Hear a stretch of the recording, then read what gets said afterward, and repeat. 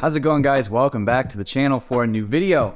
Today we are working on the Miata. I know, Miata stuff. Exciting, right? You should be excited. Go down below, hit the thumbs up, and hit the subscribe if you haven't already. As you can see, we are still in the same garage. I do have good news really quick. For the last video, I'm gonna apologize in advance. Wasn't my best video. I was really quite unhappy. The house is sold. We're actually in the process of getting a new house.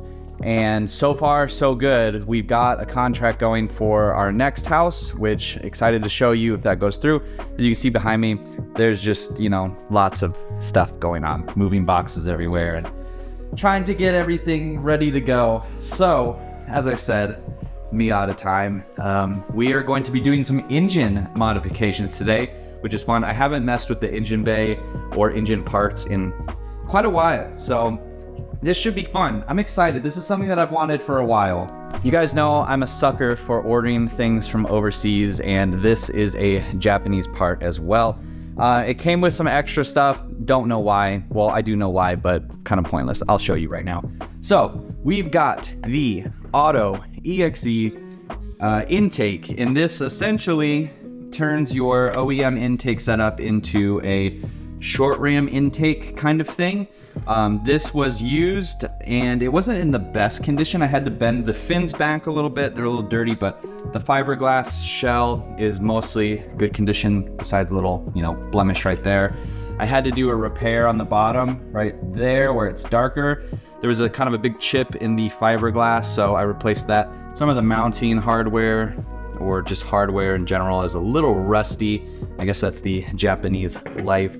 And it runs just a standard filter. This is a K&N one that came with it. I cleaned it all up and re-oiled it and everything, but I have a new one on the way already.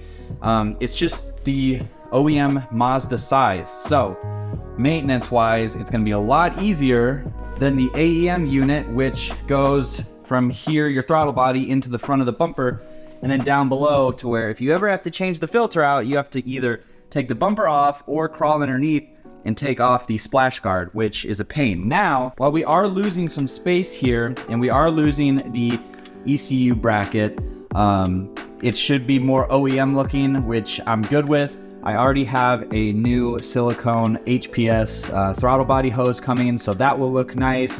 Going back to the stock PCV or crankcase ventilation. So it's gonna change. A little bit less race car, a little bit more OEM with flashy parts that not a lot of people have, which I'm into. That's good. Keeping the battery there. So we're still gonna have some airflow from the radiator and everything. That was kind of the main thing by doing the super cool kit. But with the upgraded radiator, the radiator space here, the battery moved over, the hood vents, we should be fine. I don't think that I'm gonna see a significant increase in engine temps or things like that. I already get codes for the thermostat being stuck open and things running too cool. So if anything, this will help heat things up, which will benefit my check engine lights. So that'll be good. So as I said, this is basically a front cover that replaces the stock airbox, the front half of your stock airbox that goes into the front of your bumper. And what you do is you take your little clips that you would to put on your front airbox portion. And it came with this heat taped thing. They did a lot of work to heat tape this. It actually looks all right. They cut little slits in and everything. But we're not going to use this. The benefit is I get an extra MAF sensor, but otherwise this is just going to go back in the parts bin, and I will be saving that because I have my saved one, my stock airbox right here. So what you do is you take your air filter and it fits in just like you would OEM, like so. And then from there, you can take your stock airbox that connects to your throttle body, pop it in, and you will clamp it down. And you have basically a short ram intake. And it's supposed to sound pretty good. I'm not too worried about engine temperatures. I know a lot of people worry about that sort of thing, but honestly, it's probably not going to make that much of a difference. I need to adjust these guys a little bit, but that's not a big deal. So yeah, there we go. that's where we're going to be installing. It'll look good, flashy, red to match the other red parts of the car. And yeah, so we need to disassemble some things first to get all of our OEM stuff back in.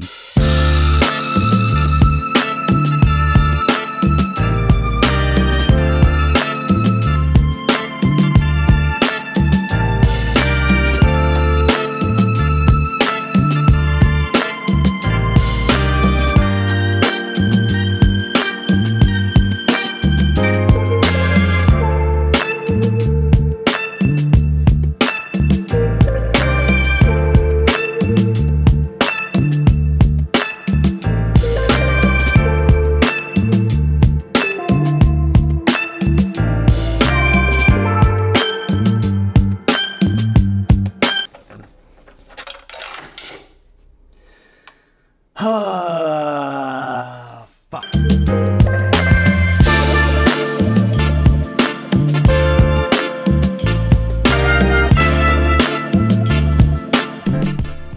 All right, so here is our ECU relocation bracket with our ECU right there. And we now have all the space to put the OEM stuff back in. I'm a little concerned about the wire that goes to the positive terminal on the battery.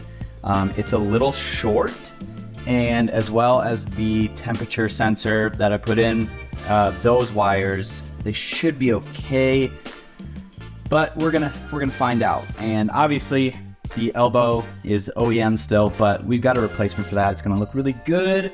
And yeah, so I'm gonna go and put our ECU back on the OEM ECU bracket, I guess, and then we can throw everything back in the car.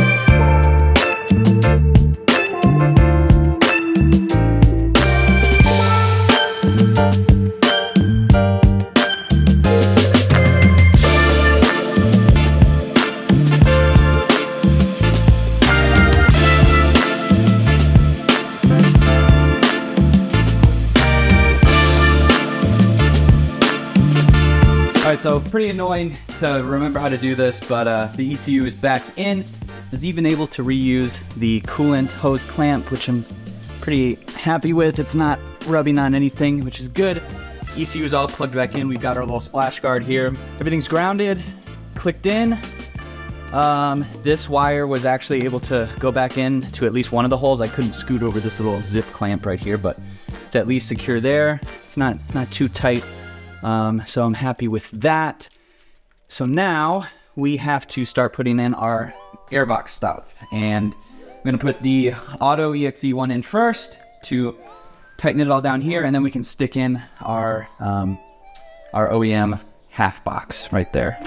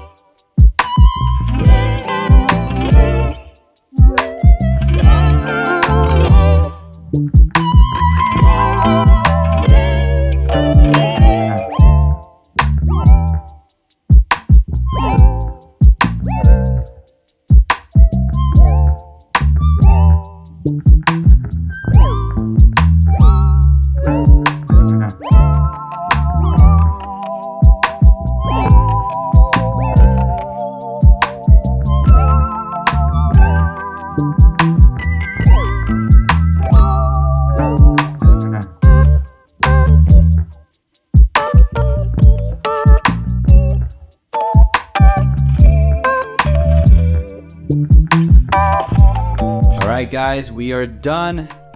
I'm actually really happy with the way this turned out. I know it adds in, a little bit of stuff to the front of the engine bay, but I think that looks really, really nice. Filter's nice. My MAF sensor was very dirty. So clean that up as well.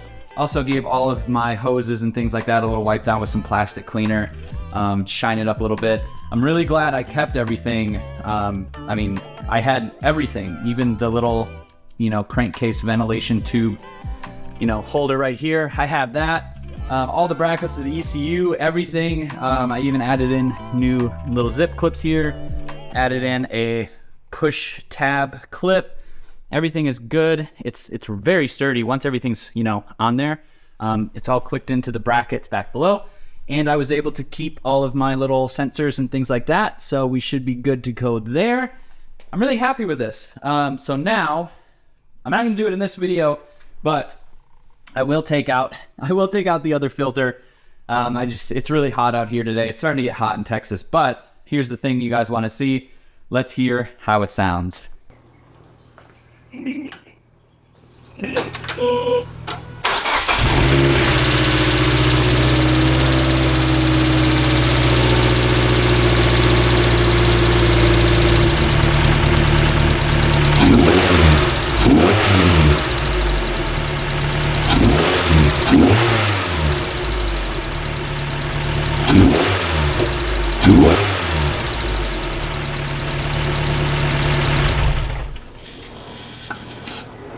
So I couldn't really tell in the car because the whole car is loud, but I could hear a little bit more induction noise, just a little bit. Wasn't revving it super high because I wanted to make sure that you guys could hear it without the exhaust like bouncing all over the garage. But otherwise, looks good. I'm pretty happy with this. I really like the way that looks.